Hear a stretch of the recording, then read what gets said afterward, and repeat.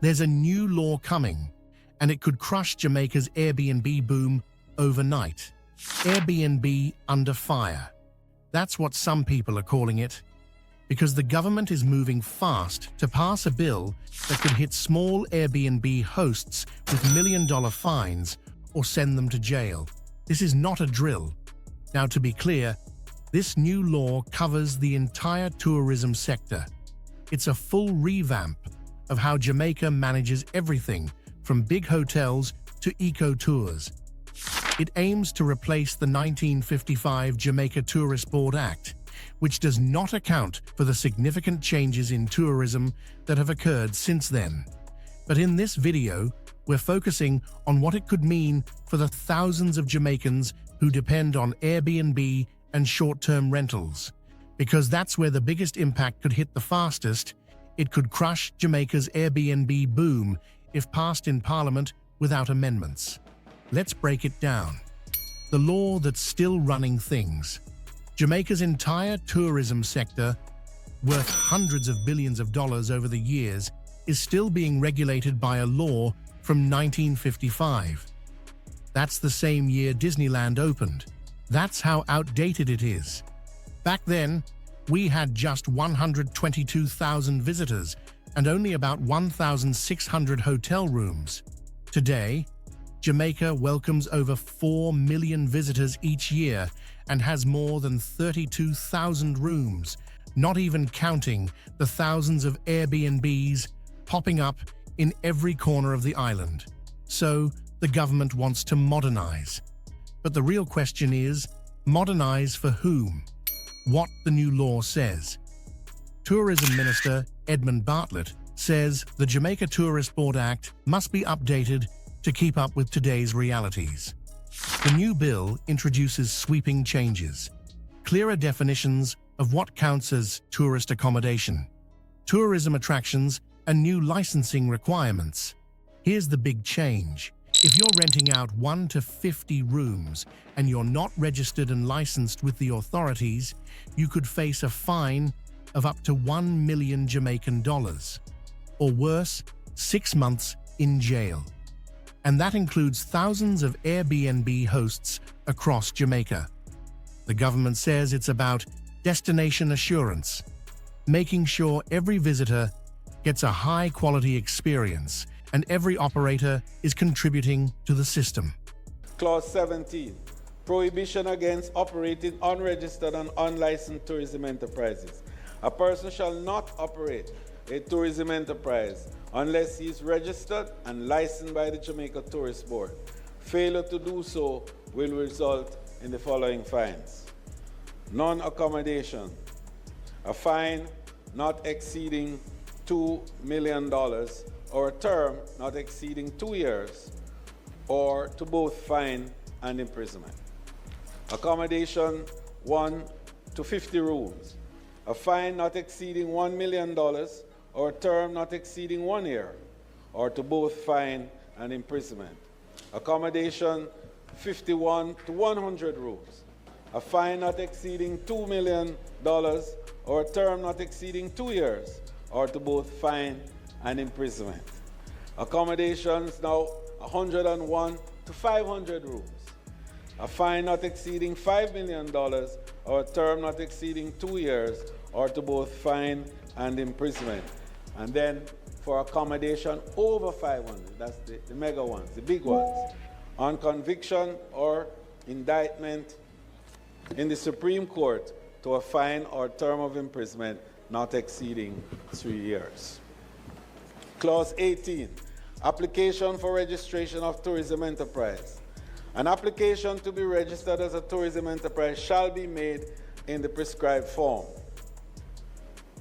Clause 19, application for a grant of tourism enterprise license. An application for a license shall be made in the prescribed form and shall comply with the following requirements. 1, security, public health, environmental, fire safety, and public liability insurance. All these 5 critical areas have to be satisfied before a license can be granted. The Jamaica Tourist Board may grant or refuse to grant a license And where the application is refused, Jamaica Tourist Board must notify the applicant of the reasons for refusal. The applicants may appeal the decision. 1. A tourist accommodation license shall be for a maximum of 15 years. And this is very important, Mr. Speaker, because previously it was indefinite. You know, you have a license and that was it. There was no recourse. Nobody could take it from you because of any reason whatsoever. That has changed, and that has had the full approbation of the entire tourism sector. A tourist attraction license shall be for a minimum, that's the attractions now, shall be for a minimum of 3 years. And domestic tours, craft traders, water sports operators, places of interest, artisan villages like we have, etc., shall be for a period of 2 years. The pushback begins. Opposition leader Mark Golding says this bill is being rushed and could do real harm. He points to vague definitions. For example, what exactly is tourist accommodation? Could your little backroom rental be lumped in with luxury hotels? Golding also flagged serious concerns about ministerial overreach. The fact that the Minister of Tourism could change key regulations without a full vote in Parliament. And here's the part that really hit home. Golding questioned whether small Airbnb operators were even consulted. Do they even know this law is coming for them? Or are they about to be blindsided? Clause 17 is the real, what I'd call the real sword of Damocles in the bill. And it says, a person, in subsection 1, a person shall not operate a business or engage in an activity specified in subsection 2, which provides services, facilities, or products to tourists or domestic tourists, unless such activity or business or activity is both registered and licensed with the Jamaica Tourist Board. And in 2, there's a list of who it applies to, and item C in subsection 2 says tourist accommodations, which, as we've said, and you, I think, have admitted, includes the Airbnb type operations. So it's a criminal offense. From the day you bring this act into effect, it will be a criminal offense to operate an Airbnb type operation in Jamaica unless you're both registered and licensed with the Jamaica Tourist Board. And I have a comment to make on that, apart from the stark reality of it for those who are currently in that business. There's also a technical point that I wish to make, and it relates to the second schedule and subsection 3, 17.3. 17.3 says, a person who contravenes subsection 1, which is the operating or business operating a business or engaging in the activity of one of the things listed in subsection 2, such as operating a tourist accommodation. A person who contravenes subsection 1 in relation to 3 out of the 4 categories listed in 2 commits an offense and is liable on summary conviction in a parish court to the fine specified in the second schedule. But when you look in the second schedule, which is on page 33 of the bill, you will see that in relation to this offense in 17.3, it provides for both a fine and imprisonment. It says on summary conviction in a parish court, the person is liable to a fine not exceeding $2 million or to imprisonment for a term not exceeding 24 months, which is 2 years, or to both such fine and imprisonment. So the section which creates the offense and says where you find the penalty is not consistent with the schedule where the penalty is stated, because it provides for imprisonment, whereas the provision itself in subsection 3 only makes reference to a fine. So that needs to be fixed. Subsection 4 is also significant. And it says that a person who contravenes subsection 1 in relation to a tourist accommodation now, so they've singled out that category is being treated differently to domestic tour services, ground transportation services, including contract carriage and motor vehicle rental, and tourist attractions. Tourism accommodations, which is the Airbnb sector, is being treated differently from the point of view of the severity of the penalty for not being registered and licensed. And it says a person who operates a tourism accommodation without being registered and licensed commits an offense and is liable on indictment in the Supreme Court to the penalty specified in the second schedule. And that penalty provides, first of all, there's an error in the second schedule because it speaks on summary conviction in a parish court, whereas subsection 4 doesn't contemplate this particular offense being justiciable in the parish court. It says it's triable on indictment in the Supreme Court. But it goes on to say, depending on the size of the accommodation, the level of the penalty, and there are various categories. So, for example, it says in the case of a tourism accommodation of between 1 and 50 rooms, between 1 room and 50 rooms, a fine not exceeding $1 million or imprisonment for a term not exceeding 12 months, which is a year, or to both such fine and imprisonment. And then as you get bigger, the penalties go up. Between 51 and 100 rooms, you go to $2 million fine, a prison term not exceeding a year or to both. And then from 101 to 500 rooms, it goes up to $5 million, the fine, imprisonment not exceeding 12 months, or to both, fine and imprisonment. And then, if it's over 500 rooms, on conviction, on indictment in the Supreme Court, to a fine or to imprisonment for a term not exceeding 3 years. And a fine, in relation to the Supreme Court, where it says you're liable to a fine, it's an unlimited jurisdiction. It can be any fine that the court elects to impose. There's no upper limit on it.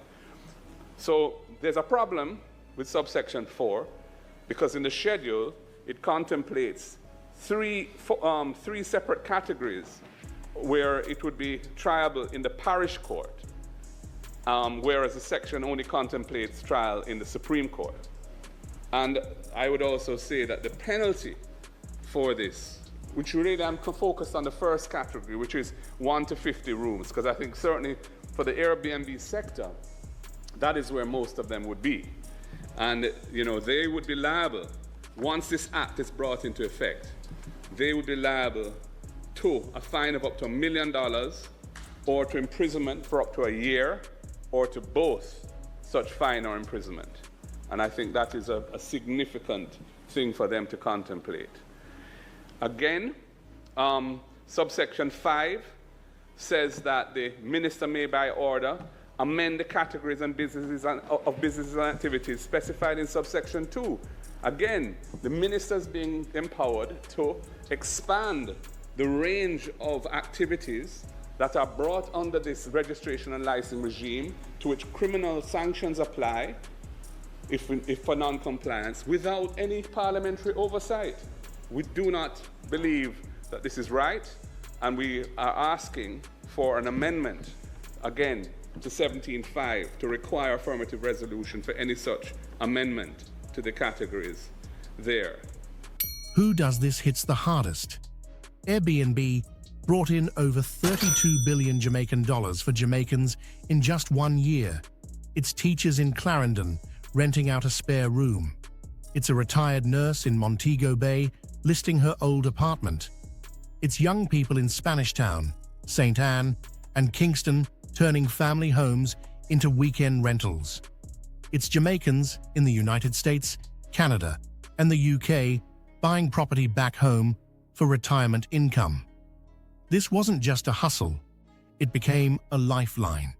And now, with one bill, all of that could be put at risk, unless every host registers, meets new standards, and pays new fees. Is reform needed? Yes. But how? To be fair, regulation is essential. Tourism needs standards, safety, and structure, especially as it grows. But change must be balanced. It must be inclusive, and it must not criminalize small people for trying to survive in a tough economy. Let's not forget, Airbnb saved many Jamaicans when hotels shut down during the pandemic. It gave rise to a whole new class of tourism entrepreneurs. So yes, update the law, but don't destroy what's working for thousands of Jamaicans. 4 bonus facts. Fact number 1. Airbnb hosts earned $32 billion in 2024, nearly 10% of all tourism revenue. Fact number 2. The number of Airbnb guest nights is on track to surpass hotel guest nights by 2027. Fact number 3. Many hosts now bundle experiences like cooking classes, nature tours, or cultural storytelling for extra income. Fact number 4. The Jamaican diaspora now owns about 30% of all new Airbnb properties listed since 2022. What do you think? Is this a smart step to protect Jamaica's tourism reputation, or an unfair move that punishes small, hard-working Jamaicans? Drop your thoughts in the comments. We want to hear from Jamaicans here and abroad. And if you want updates on this issue and others affecting Jamaicans, make sure to subscribe to this channel, Impacting Jamaica.